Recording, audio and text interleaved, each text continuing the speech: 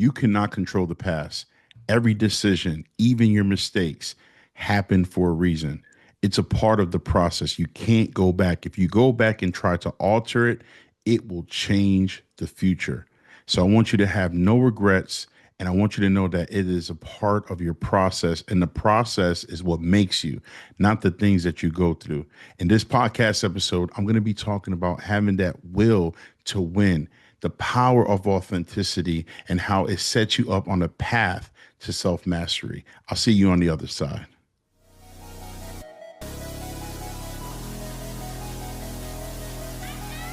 Yeah, desire to dream. What do you mean? Take a good look at my life. Yeah, my future it gleams. Desire to dream. What do you mean?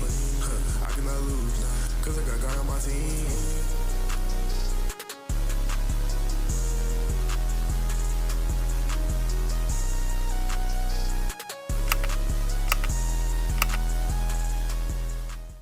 Welcome back, my dreamers, believers, and high achievers. I'm your host, Lo Wilder, and you're listening to another episode of Desire to Dream podcast.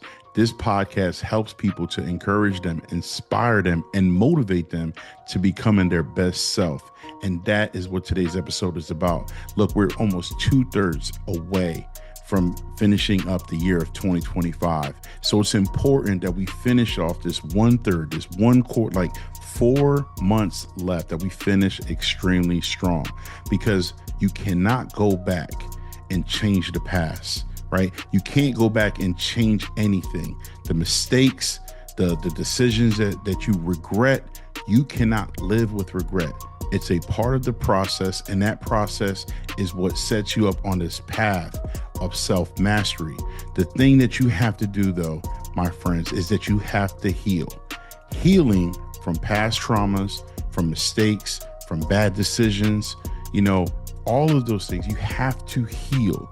Most people have experienced some type of trauma, whether it was mentally or physical trauma. Mental or physical trauma. That's about almost 75% of the population that have dealt with some level of trauma or some type of adversity, some type of mental illness, something that they're going through. And the thing about it is, people that are hurting want to hurt other people. And so healing is the opposite. Healing is getting through the traumas, the experiences, the bad mistakes, looking back at life, hoping, wishing that you can change. Removing one struggle is removing one lesson that you learned, that you gained. And so if you removed it and said, you know what, I wish if I look at my life and say, I wish I was never homeless, I wish that my mother didn't go to prison, then it would have changed, my path. It would have changed my future, because the truth of the matter is I was taking things for granted because my mom was able to, do things for me. And I had to learn self-reliance. I had to learn how to do things on my own when she went away to prison. Now, a lot of people know my story, but if you never heard my story, I was homeless at the age of 14. My mother was arrested. She was a drug dealer. That's how she was able to survive and take care of her family. And so I respect my mom because she doesn't live with any regrets. And I'm speaking this, and she knows that not only did I forgive her, but I love her for the woman that she is, because she instilled in me discipline, work ethic, love, determination, strength. My mom is courageous. All of these characteristics that she passed on to me, I live life with no regret. And the thing about it is, I was going through life and really blaming her a lot for some of the things that I was going through, not realizing that I'm hurting from something that happened in the past. And the only way that I was able to recover, the only way that I was going to be able to get on track and be the person that you see today, the person who has self-mastery, the person who has achieved and exceeded above and beyond what anyone would have ever thought my life would turn out to be. I did that because of healing. It takes healing from past traumas. It takes accepting the fact that, yes, you made some mistakes. It takes the fact that, yes, you went and chose a career and a job, but guess what? No matter what you went through, it was a part of the process. It was a part of who you are today. There's no regrets. Everything that God has allowed to happen in your life is preparing you for the person that he wants you to be. But life is short, and you have to understand that you have to live with some sense of urgency, because one thing we know for sure is that time is not slowing down for anybody. And we have seen many people gone way too soon. I've said this 1,000 times, more than 1,000 times, that the wealthiest place in the world is the graveyard, because so many people take their talent, their dreams, their gifts to the grave with them. God created you with a purpose, for his purpose. He gave you something that belongs to this world. He gave you something that only you can activate. Only you can turn it into a reality. I can't do it. Your parents can't do it. Other people can't do it. And we idolize a lot of people that are living in their gift. And we look up to them and say, man, I wish I was so-and-so. But the truth is that you need to be you. You need to be your authentic self. The world has enough copycats. In fact, there are people now that are making a career by living in someone else's shadow. What I'm saying is that you have to be you. You have to be the best version of yourself. And it takes self-mastery in order for you to get to that place. But it begins with healing. It begins with knowing that whatever happened to me, I have to let it go. And now here's the most important piece, is that you have a sense of urgency, because we're living on borrowed time. Tomorrow's not promised. And we cannot keep saying one day, I'm going to live my dream. One day I'm going to start writing that book. One day I'm going to really start that business. One day I'm going to really focus on this goal that I've always wanted to do. I talked about the power of discipline in many episodes. And here's the thing. You have to be very disciplined. Discipline is doing the thing that you say you will do at the time that you do not want to do it. You have to do the thing that you say you will do in the time that you do not feel like doing it. That is discipline. So if it's saying that I'm going to commit to working out 30 minutes a day, then I commit to that, and I'm disciplined to that. I don't cut it short. I don't skip. And I have a principle as I'm on this weight loss journey that I want you all to really just incorporate it. And it's been a challenge, right? As real as I can be. But the principle and the goal is don't miss 2 days. Do some form of workout. Go for a walk. Do something, but do not miss 2 days of doing some type of activity, moving around, lifting weights, doing something. I have a home gym. I have a gym here in my community. I live in a beautiful community here in South Florida, in the East Coast, Florida. I have a nice gym. I have a gym next to my office at work. And I also have LA Fitness right down the street. I literally have no excuses for getting into the gym. Now, I make excuses, but it's because I'm lacking discipline. I say, well, today was busy, got caught up in business, and I talked to many clients, not gonna make it. So the thing about it is that I have to do the thing that I say I will do at the times I don't want to do it. And as far back as I can remember, my mom always made sure that I was disciplined in some form or fashion. She always made sure that I had developed work ethic, that I wasn't lazy, that I was able to accomplish and achieve challenges and things without her assistance. And she was really preparing me for the world that I'm in. So even when I went through the healing process and I had to go see a therapist, I was masking all of these emotions and not realizing Lo, you have some trauma. You grew up without your father. You met him at 24 years old. Your mom went to jail when you were 14. You slept on people's floors. You slept on couches. You took baths and showers wherever you could. I knew what that struggle was like. And the thing about it is I had to open up a lot of those wounds when the Bill Cosby scholarship came in. because people were asking questions, news reporters. I'm on the Today Show, Matt Lauer and Katie Kurtz asking me to open up these wounds that I thought I closed or I put in a chest and kind of buried them. But as I got older, I realized, man, these things is having an impact in my day-to-day operations, and I'm not even in tune with my emotions. And here I am dealing with a pandemic. I got in a really bad car accident. My wife was pregnant. And every time I felt a little pain in my chest, I thought something was happening. And I started to have a lot of anxiety. So it took time for me to really just admit, like, man, I'm going through it.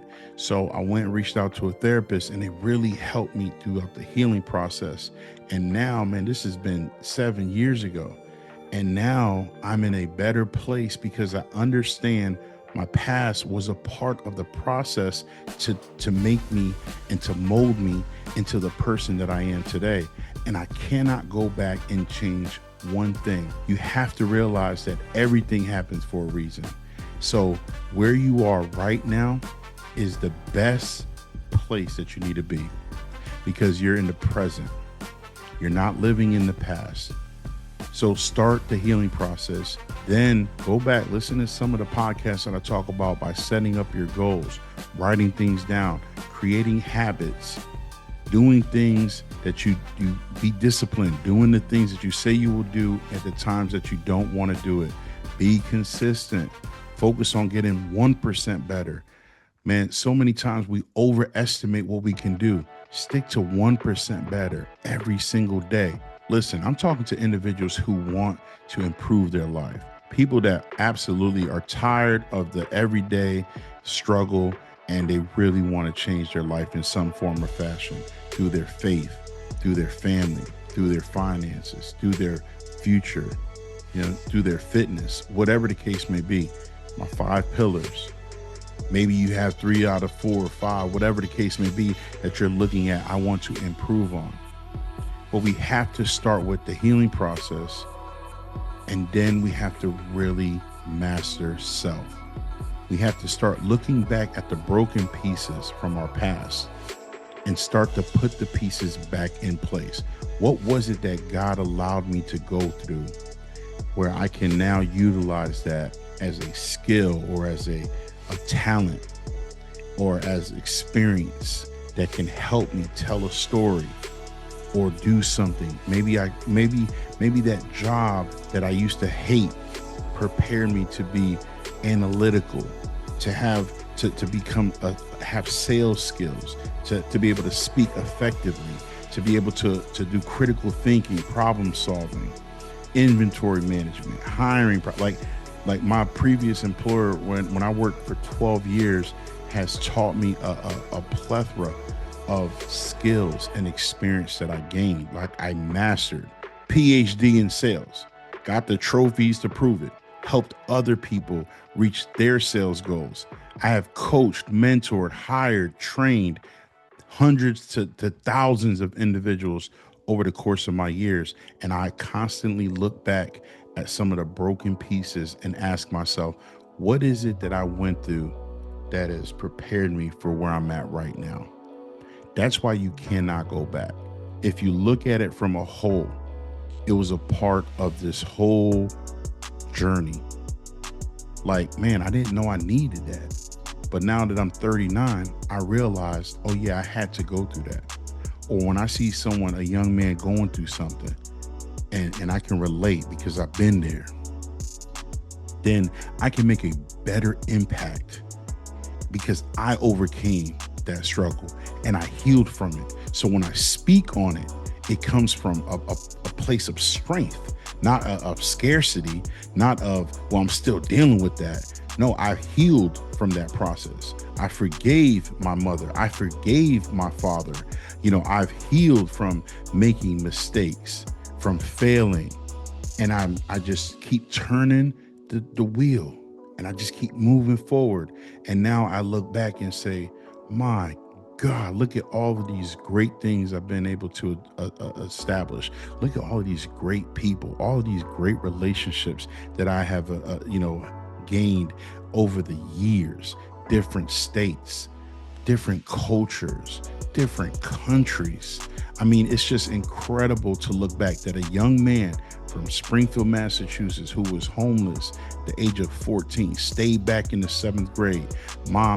Nobody in my family graduated from high school, grew up poor, Section 8 housing, sleeping on the floor, people's couches, moving, boom, to now being able to travel the world, to be able to do things that I could have never dreamed of, to live in this beautiful home, have this beautiful wife, beautiful children, like blessed, man.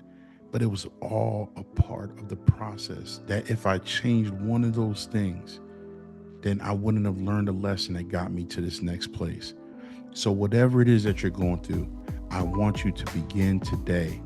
You matter. And forgive yourself and forgive those that have harmed you. Forgiveness. One of the things I learned in counseling, I'm not a counselor, but one of the things that I learned is that when you forgive someone, it frees you, not them. It frees you because they're living their life, but you're hostage in your own mind based off of something they did.